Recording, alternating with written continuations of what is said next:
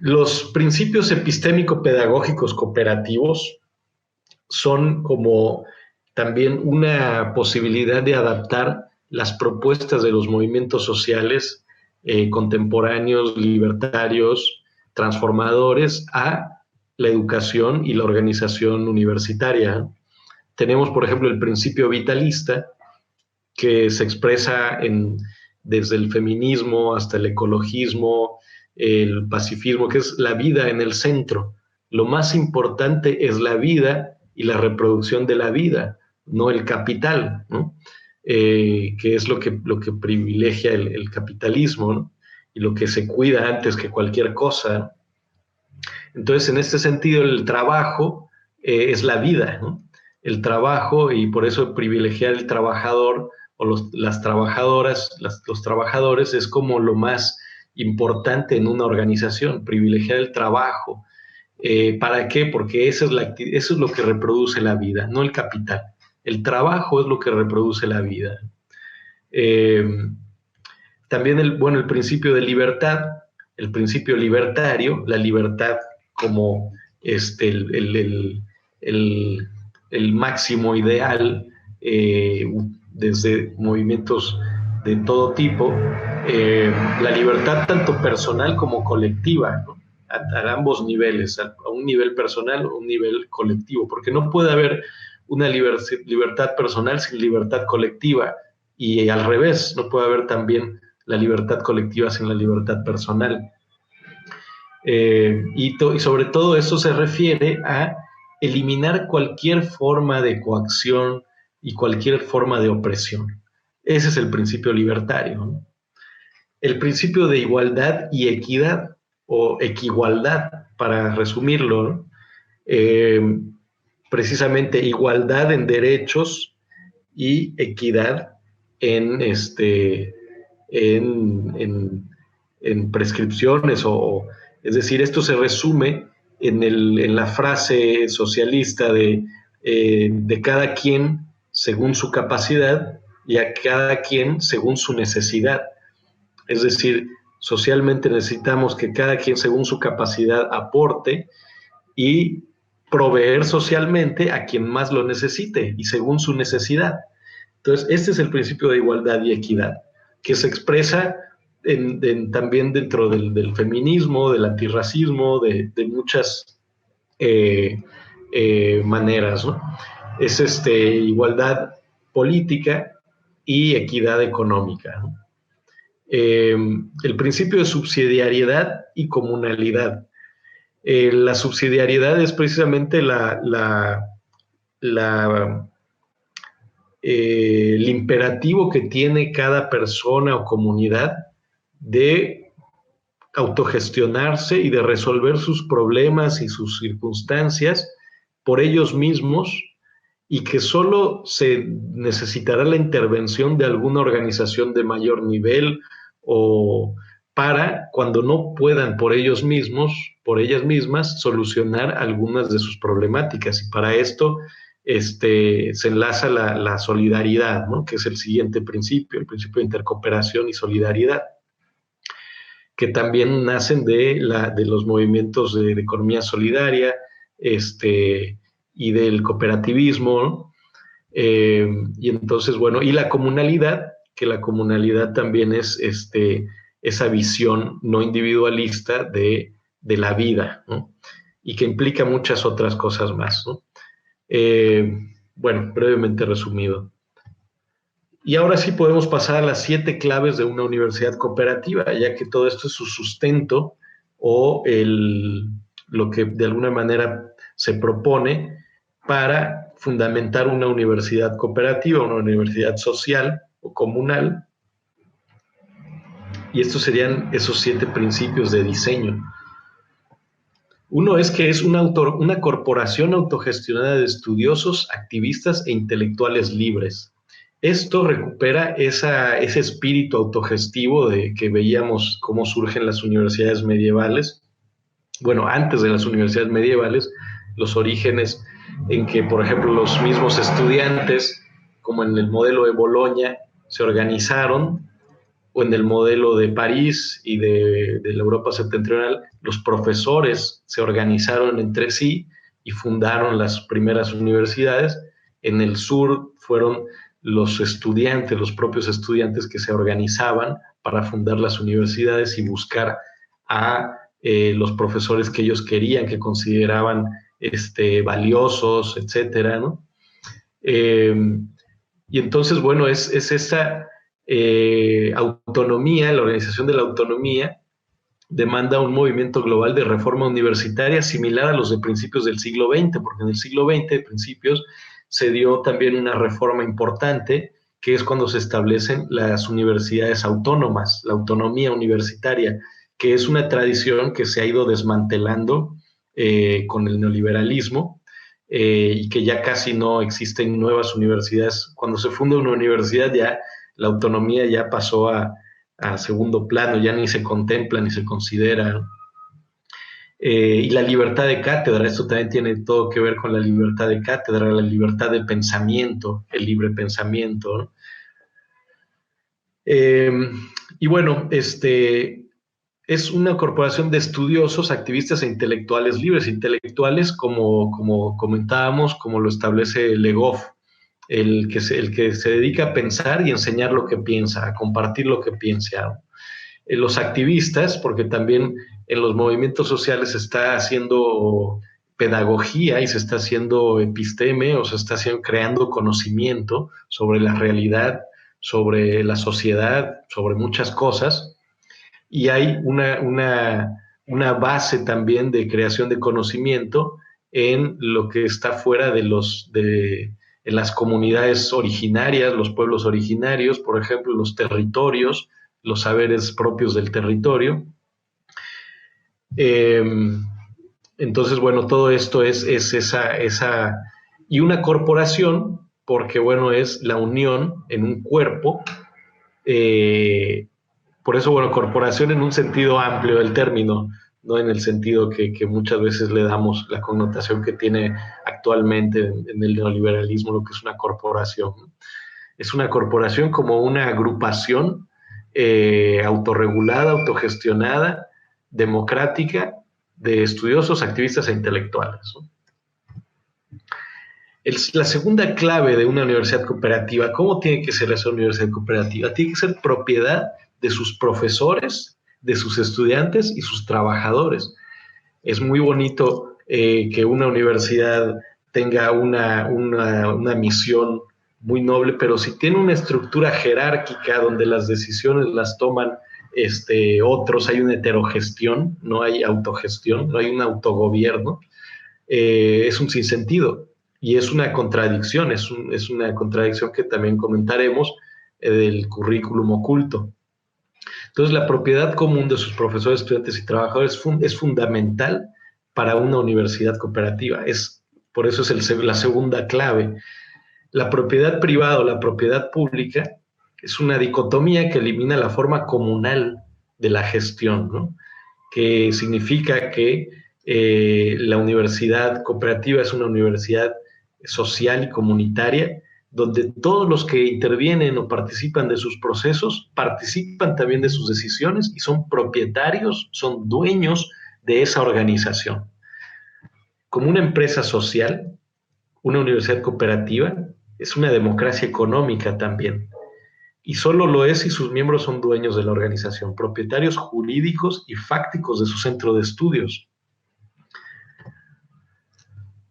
Una universidad democrática asamblearia, todas estas claves están encadenadas, que muchas están inspiradas en lo que viene siendo la gestión cooperativa, y la asamblea es el órgano máximo de la toma de decisiones, donde se eligen a los encargados de la gobernanza, de los órganos de gobernanza, y los órganos de gestión, los cuerpos de estudio, posiblemente, ¿no?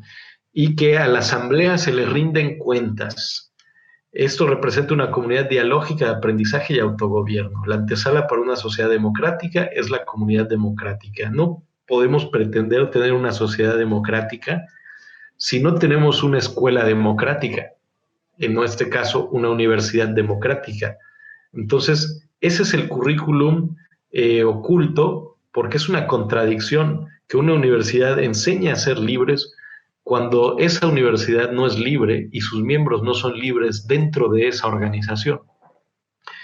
Y entonces, bueno, esa es la característica más democrática posible, que los estudiantes también elijan a sus autoridades por un voto directo, ¿no?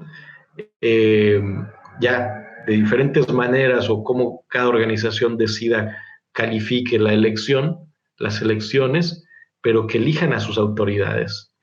No he visto nunca en ningún caso una universidad donde pública o privada donde todos los estudiantes y los profesores elijan al rector, por ejemplo, ¿no? Lo cual sería lo que se propone desde esta perspectiva, ¿no? La otra, el cuarto principio es la universidad equitativa e inclusiva, que deriva también de esto. Digamos que el tercer principio de la universidad democrática asamblearia es la dimensión política y la cuarta es la dimensión económica. Esa política democrática es esa democracia económica que se materializa en la participación de los socios, la apertura permanente de que nuevos socios y socias se integren, y en la equidad o solidaridad con que se reparten los beneficios, el excedente, la riqueza que se genera colectivamente, porque todos los que participan de esos procesos universitarios generan una riqueza, expresada también económicamente, expresada también de otras maneras inmateriales, como el conocimiento, donde el estudiante también es productor de conocimiento, no solo los profesores, no solo la investigación.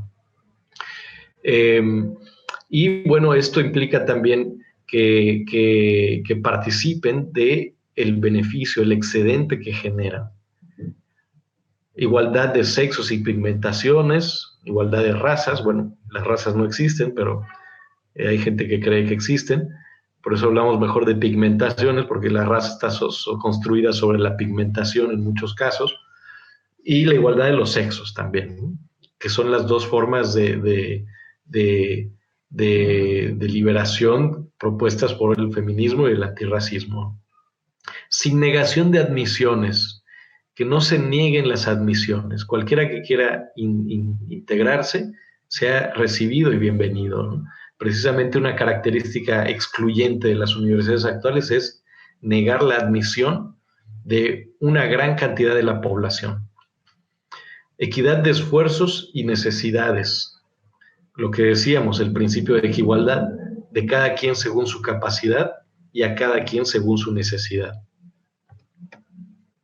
El quinto principio, la quinta clave es lo que comentábamos también, obviamente porque estamos hablando en forma, pero también tenemos que hablar del fondo, la pedagogía y la epistemología, la sustancia de la universidad cooperativa. Son las pedagogías o andragogías, porque son para adultos, la pedagogía es para niños, ¿no?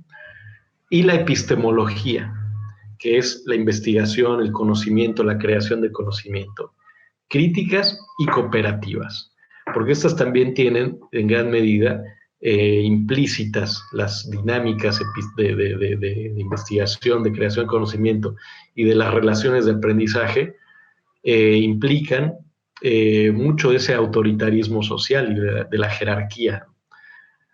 Entonces, hay todo un gran bagaje, una gran riqueza, un patrimonio, digamos, pedagógico del siglo XX y XXI, de las pedagogías libres, de las pedagogías activas, para poner en práctica en la universidad.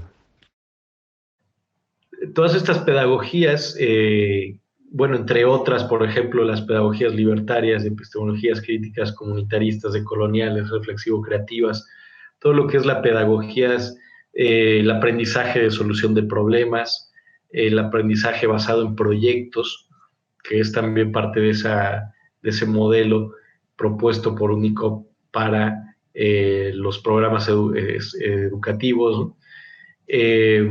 No el trabajo tanto teórico, sino por eso también la incidencia en la realidad y los proyectos.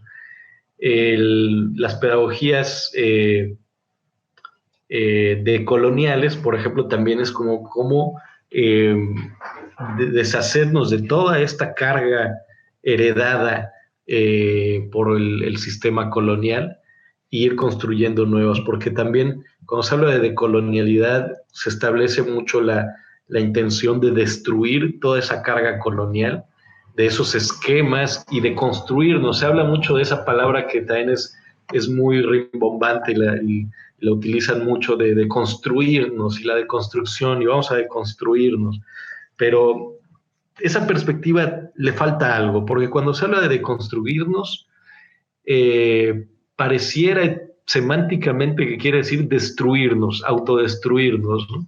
Porque al mismo tiempo se tiene que proponer una construcción. Tú te deconstruyes y te reconstruyes al mismo tiempo, ¿no? Porque no puedes quedar en el vacío y destruido y ya no tener esas construcciones que nos pesan.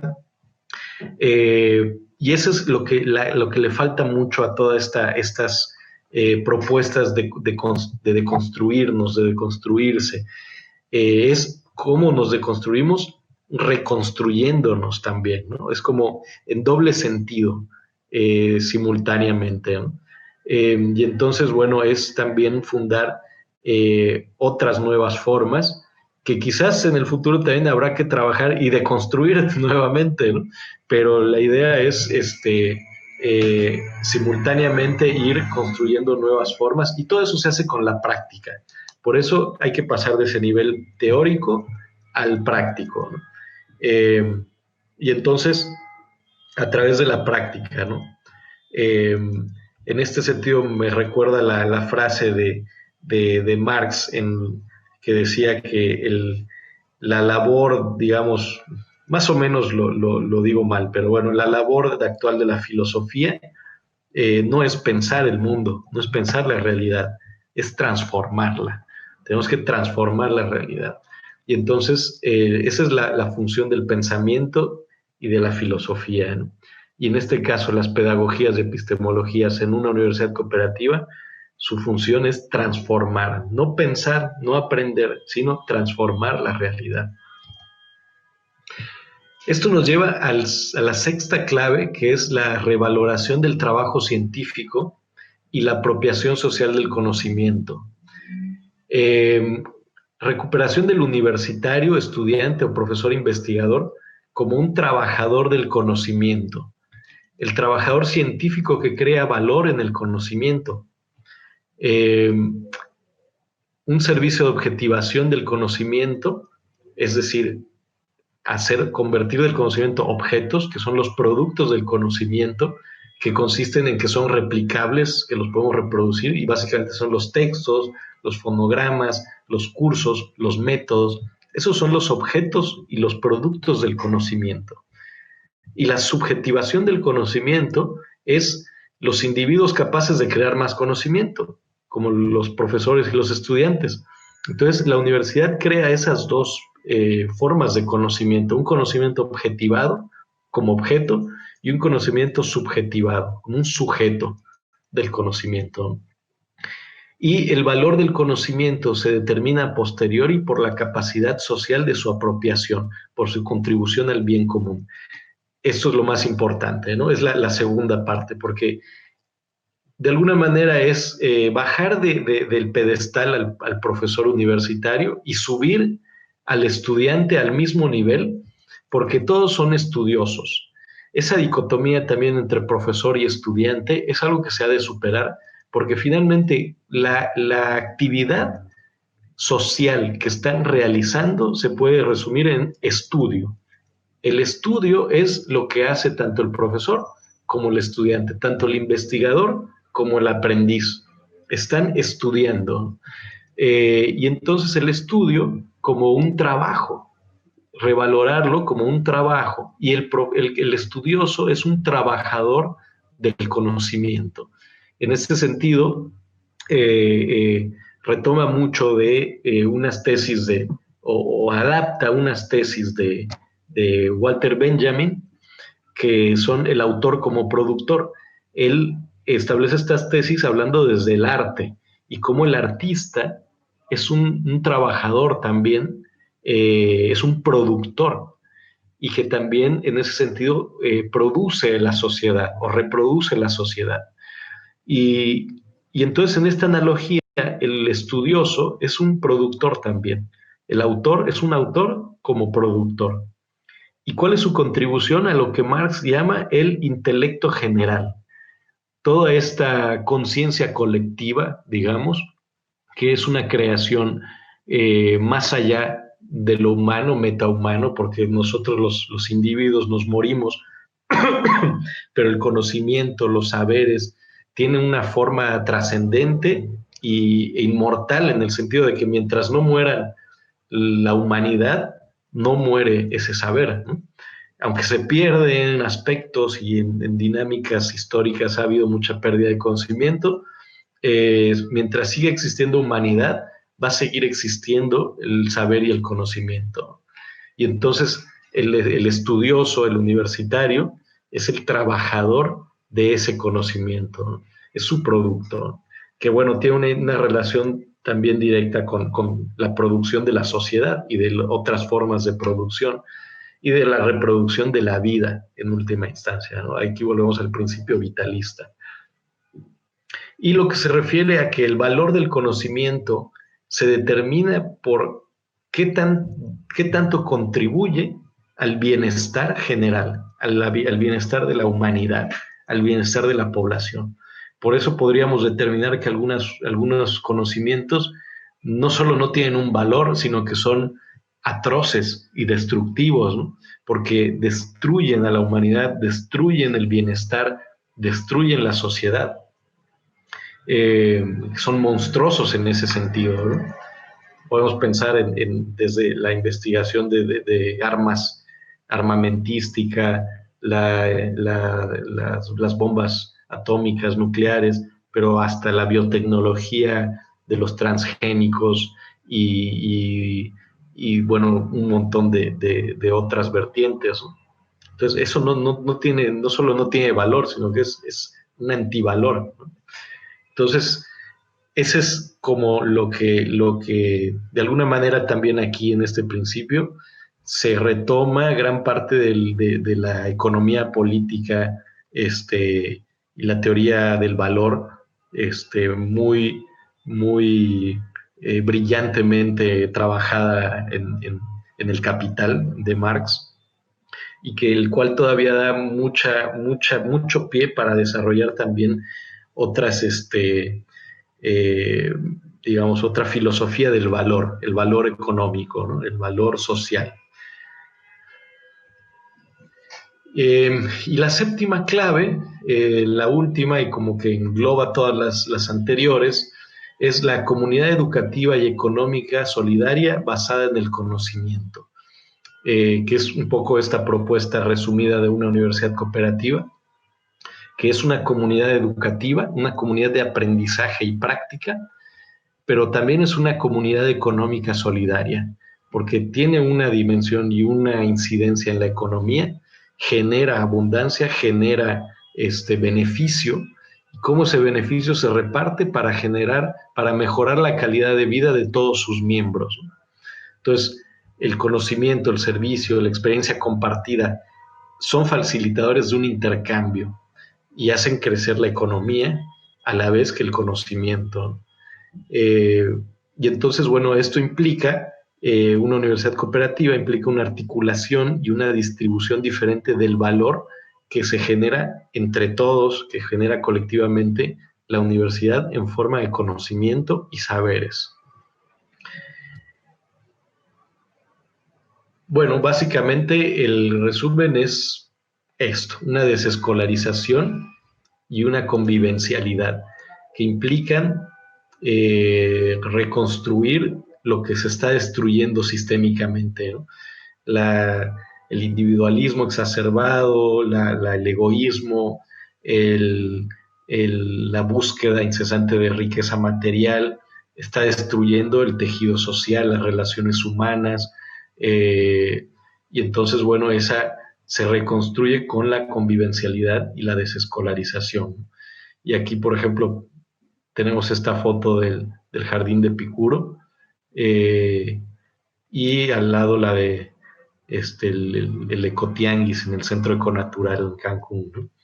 Y cómo vemos esas similitudes y cómo, si pudiéramos resumir en una imagen, podría ser esta, ¿no? Porque también esta coyuntura pandémica nos está dando la oportunidad de establecer nuevas formas fuera del aula, en parte utilizando y aprovechando la tecnología, también con principios solidarios, que es todo lo del procomún, que es otro tema que se incorpora también de esta forma. Eh, y bueno, también es la oportunidad también como para construir otras formas organizativas, educativas. Y bueno, hasta aquí llegamos. Y bueno, este es un poco el resumen de la filosofía eh, trabajada, estudiada, discutida durante mucho tiempo no solo por nosotros en la Universidad Cooperativa, sino también por los movimientos sociales. Este es un diálogo permanente que tiene lugar en el mundo ahora, y sobre todo entre los movimientos que están empujando por un cambio social y lo que llamamos el devenir solidario, el convertirnos cada vez más en una sociedad solidaria. Eh, y bueno, esa es la intención.